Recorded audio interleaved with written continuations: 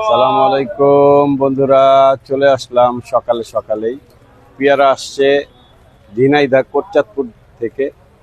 ঝিনাইদহের পেয়ারাটা এখন বর্তমানে বাংলাদেশে খুব ভালো পেয়ারা, নামকরা পেয়ারা।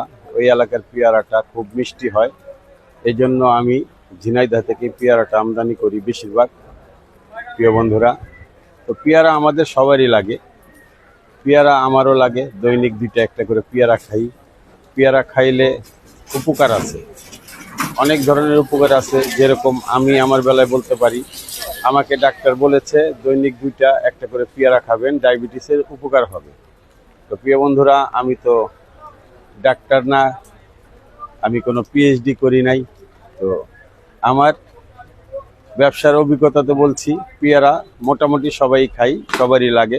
পেয়ারা খাওয়া ভালো, একটা উপকারী ফল।